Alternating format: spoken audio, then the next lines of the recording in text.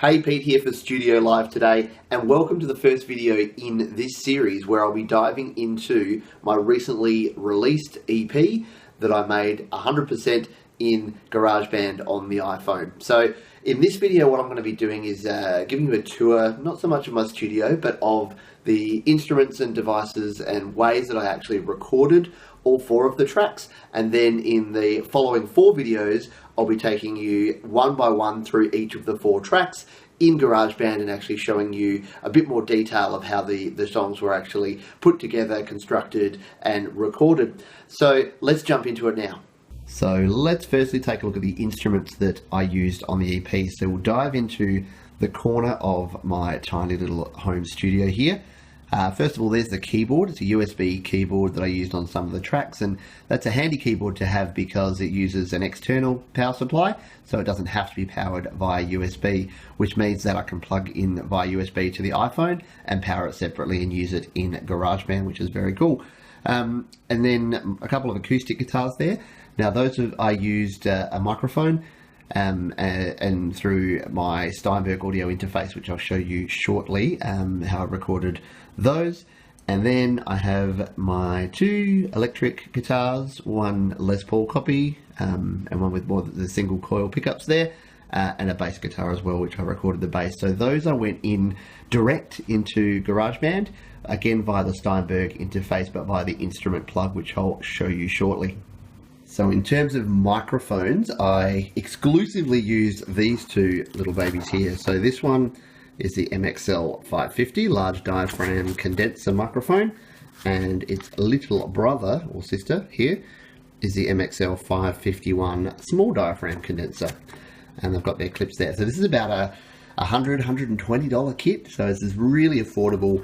A couple of microphones, and what I used this one was all of the acoustic guitars, and this one was all of the vocals, and I think 1 or 2 of the acoustics as well, where I wanted a bit rounder kind of sound.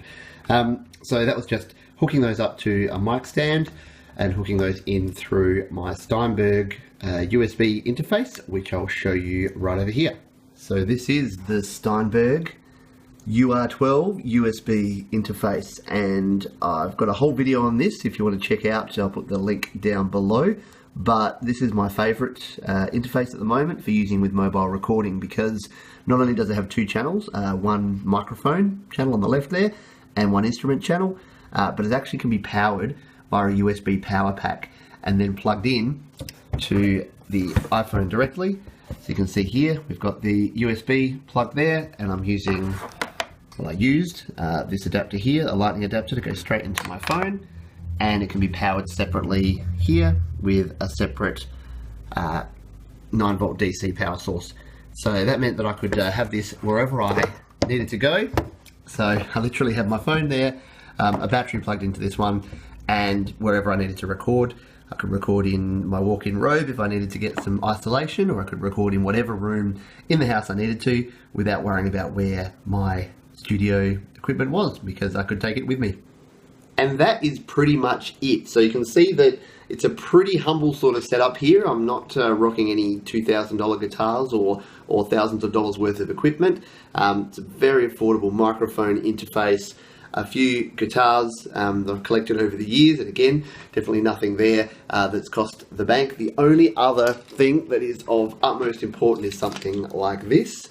It's got my camera connection there at the moment, but a microphone stand, a nice solid microphone stand that's adjustable, because that will mean that you can get your microphones at exactly the right height and be able to record and get a really good sound, or the best possible sound that you can.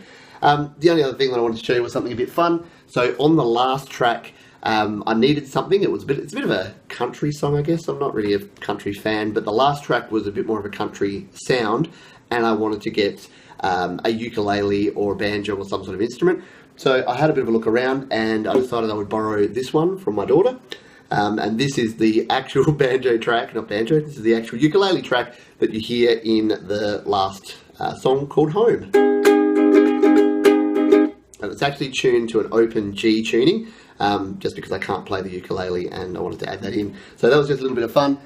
So that's it. That's all of the instruments and equipment that I used, as well as my trusty iPhone 6s, which you'll be seeing in the next video. So stick around. The next 4 videos will be going through the 4 tracks from the EP, and I'll be going through and showing you what I did within GarageBand, and hopefully you'll be able to pick up some ideas for your next project, and that'll help you record a song really soon. So this is Pete for Studio Live today, and I'll see you soon.